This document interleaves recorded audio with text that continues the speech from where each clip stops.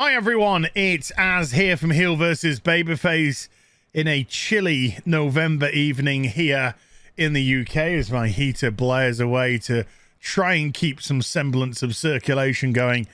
Thought it was time that we should discuss Eternals.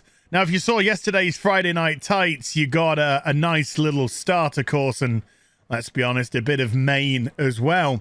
But it's time that I go through exactly why I came to the decisions that I did with the Eternals and why I think this was a huge opportunity lost, because I honestly think there was the potential to have a really good story here. So first and foremost, you can see the critic score versus the current audience score. You'd expect the audience score to come out hot. A lot of Marvel stands out there, don't like their movies being what they perceive to be under attack. But I put zero stock in any of this, okay? I just want you to know that although it's fun to play the Rotten Tomatoes game, I don't put any stock in the critic score and I don't put any stock in the audience score. This whole website is a joke. It's just funny to get involved in woke on woke crime. Sorry, Ripper, I'm nicking that all day long, mate. All day long, every day. So first and foremost, when the film started and we saw the Kit Kat floating in space, going past the sun and arriving on Earth, there was a very grand sense. The cinematography was set so that you had a large field of vision, and the Kit Kat felt quite small and insignificant, which gave the universe some grandeur, which when they decide to speak to the Celestials later, the Celestials look pretty damn good and pretty damn ominous. As soon as they arrive on Earth, we have the most generic introduction to these people. We literally just have deviants appear out of literally nowhere, gobbling up villagers who have no emotions on their face, nor will they, as heroes, inverted commas, come to save them with no emotion on their face, nor will they throughout the course of the whole film, firing off laser beams and pew-pews from their hand, not even joking, pew-pews from their hands to fight back these very poor-looking CGI messes of creatures back into the water. Pretty underwhelming. Then all the cast come into place and we have the most loveless, emotionless coming together of two characters. Cersei and Icarus, played by Gemma Chen and Matthew, I keep saying Marsden's, but it's a Madden, isn't it? Matthew Madden of Game of Thrones fame. And they just have no chemistry. Zero chemistry between them whatsoever. And they are meant to get themselves involved in this 7 millennia love affair, which is never explored at all. And this to me is the film's biggest crime. It is 2 hours and 45 minutes long, and it doesn't thread together any of the characters, all their motivations, all their relationships, all their emotions at all. At all. It literally wastes its time setting up the arrival of the Eternals, then jumping to present day, then jumping back to see how the Eternals split, then jumping to another time period, then jumping back to present day as they enlist and find another one of the Eternals, then jumping to another time period, then jumping back to present day as they go and enlist another Eternal, while never developing any motivations between the characters. when it jumps to present day, we now discover that Gemma Chen's Cersei is ironically with Jon Snow, Kit Harington, and they are together. And we discover through Sprite, I believe it is, who was one of the better acted characters in the show, I gotta say, that her Cersei and Icarus had split up about 100 or 200 years ago. So they were together for nearly 7,000 years. And we never got any of it. None of it. We got the first initial snog and bonk, and then after that, nothing. And because that was so brief, we never got to see how their relationship had really developed. You know, we got a quick little montage of them getting married, maybe, not sure, in India or something. But we never got any of how their relationship panned out throughout the millennia, what caused the fracture in their relationship, what started to push them apart to the inevitability of their split. Nothing. So I can't invest in their relationship because the film didn't display any of it whatsoever. And that is, as I said, the major crime. This film didn't do anything to make us attached to characters. We discover early doors that Angelina Jolie's Thena character is full of the memories of her past selves, shall we say. And it's kind of like a defect because the Eternals, mild spoiler, are not, you know, human. They are constructs of the Celestials. And so they're kind of like biological machines. I mean, we're a biological machine, but they're essentially a biological machine that can be programmed and have its memory wiped. And every time they do a mission, after the mission, their memory's wiped. I won't say what the mission... Well, we'll come to the missions later. Whereas Angelina Jolie's has got a she can't seem to get rid of hers. They seem to come. And it's... Sure, it's an allegory for mental illness, maybe. But Gilgamesh, early doors, played by a Korean... Work that one out. But don't worry, they have an Indian guy played by a Pakistani. Yeah, because those two countries get on real freaking tight. So they have a Gilgamesh played by Chad from Train to Busan, who's a Korean, decide to stay with Cersei because her mental breakdowns cause her to fight against the anyone, essentially, which makes her fight against the Eternals as well. And when she's compos mentis, you know, she obviously doesn't want to fight them. So Gilgamesh decides to give up his future, his life, whatever you want to say, to look after Cersei, to look after Thena, to make sure she's okay. That's it. We never see anything again after that until current day. So we don't see the relationship between Gilgamesh and Thena grow. We don't see the sacrifice and commitment that Gilgamesh has given up for Thena. We don't see further reductions in her mental state. No. That's it, folks. Just take it as given. Just take it as given. And the reason that's why the Eternals split up is because Ajax, played by the buxom Salma Hayek, God bless you, and all who sail in you, says, go your own way, discover your own adventures, and when we one day meet up again, you will tell me your stories. So obviously Gilgamesh is sacrificing all of that for Thena. Mentioned? No. Sprite who looks like a 14, 15-year-old girl. Because the Eternals never age, stays exactly as she is.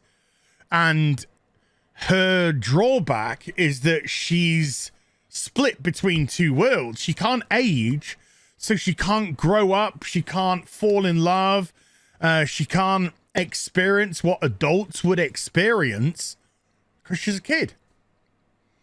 And she'll always be treated like a kid, even though she's 7,000, years old into this. And is it really gone into? No, it's just blown over. It's just briefly mentioned and then on with the introductions. An hour and 45 minutes plus of just reintroducing the characters back into the film that split up 7,000 years ago and now coming back together because the deviants have returned in modern day after they thought they had wiped them all out. The Pakistani Indian goes off to become a Bollywood star and attempts to introduce a little bit of comedy into the film, which you might like. You might find just a little much, which I did. But at least the character, even though he's been on social media acting like an asshole, at least the actor emoted, which is more than virtually everyone else did. And we discover that we're going to go into spoilers now. So if you don't want to know the spoilers, this is your time to click off. You kind of got an idea that I'm not enamored with the film. And we discover that Ajax is dead in modern day. And that's why they're trying to bring them all back together, because she's been killed apparently by a deviant. And in doing so, we just have an hour and 45 minutes of collecting Eternals. The scene where they're sat down in the trailer and Richard Madden says, I could lead the Avengers now that Captain America and Iron Man are gone. I'll refer to them by their proper names. And they laugh at him. That's not the case. They actually agree that Icarus could run. And when Ajax, who's the leader, dies, the leadership is passed to Cersei, whereas the rest of the Eternals thought it should have been passed to Icarus. But, Icarus is a white man, so can't have that now, can we? So we go through this drab, literally boring sludge of non-interconnecting storylines, not developing virtually any of the characters for us to give a shit about. And 2 hours of the movie's gone, and we've got to spend the next 45 minutes wrapping up this very contrived third act, because there's essentially minimal plot in this film. The plot is the Eternals were placed on Earth to let humanity thrive, because there's actually a celestial buried in the Earth, and then it's going to take all the life forces of the humans to birth itself into a new celestial. And then that celestial is going to allow new worlds and new life to develop. And then the cycle will continue, as the celestial will be born from those Earths or those planets once it's reached its apex or whatever. And the Eternals decide to prevent the celestial from being born and save Earth.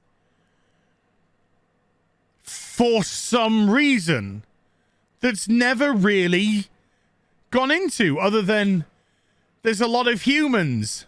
We can't let the humans die.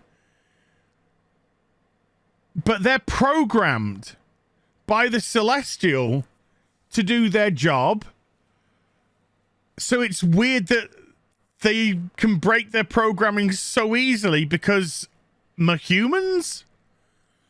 Whereas the only person who stays on course is Icarus, who actually was responsible for the death of Ajax, as she decided that instead of going ahead with, I think it's called the Ascension, that they would decide now to help the humans, because the humans were responsible for defeating Thanos and preventing this and reversing the snap, and so the Celestial could be born back on schedule, whatever, blah blah blah. And so it ends up with Icarus, who some of the Eternals actually agree with. Sprite follows him. Pakistani Indian believes that Icarus is right, but stays with Cersei for some reason. And then they just all end up having a fight against Icarus at the end. And then we get ridiculous dialogue where black gay man, because that's all he was in the film.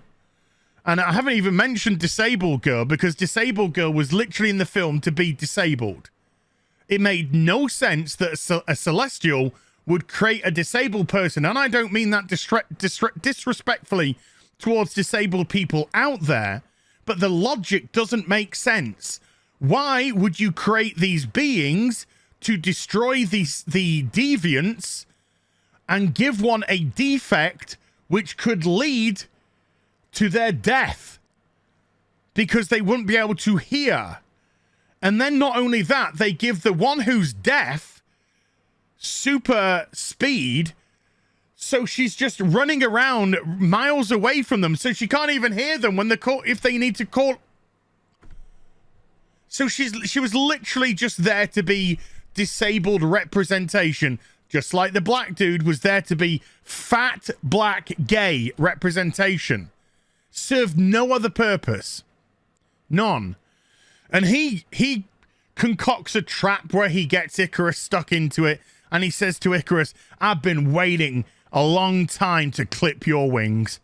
And I'm just like, why? Why?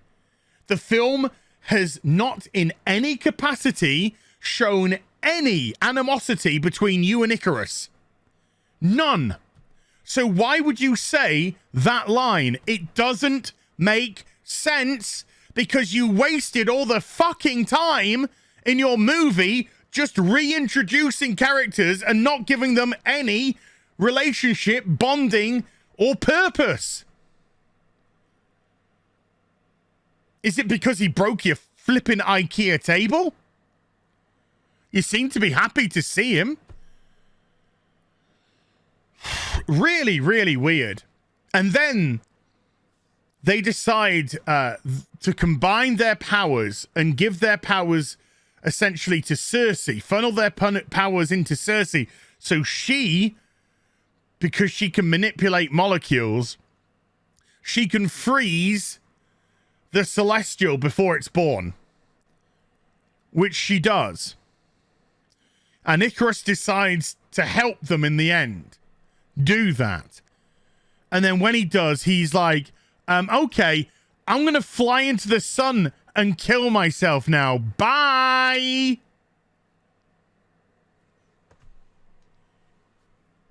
What?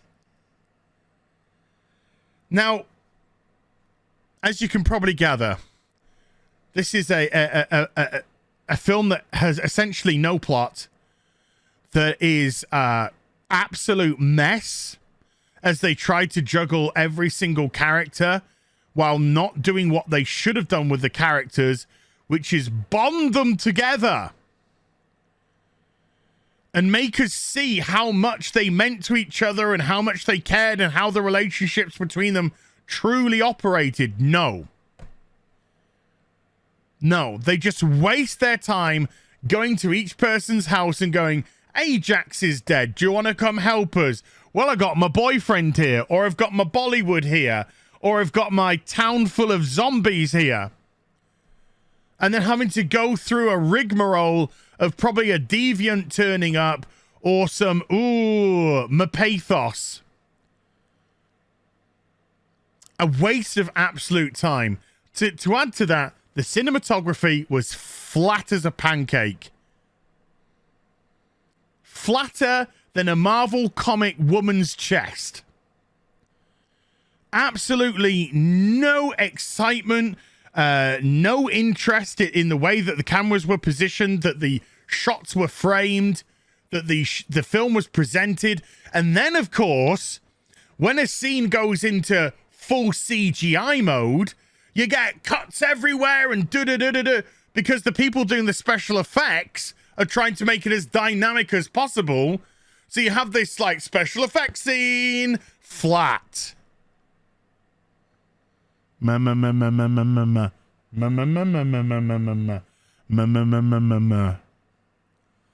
Absolutely boring beyond compare. I looked at my watch. I saw that an hour and 45 minutes had gone by, and I laughed. I actually was like, because I was here bored senseless without any care for any of the characters, because the film didn't give me a single reason to care about them. Not one. When one got killed, did not care. Why did I care? Because I'm a heartless bastard? No, because you gave me no reason. You didn't develop them. You didn't build them. You didn't give me any reason to care about any of these characters. And I was actually at the end thinking, Icarus is, even though everyone, it's a horrendous thing to blow up the Earth to birth the Celestials, like, Icarus is the only one here who's got any loyalty about him, because he's loyal to the Celestial.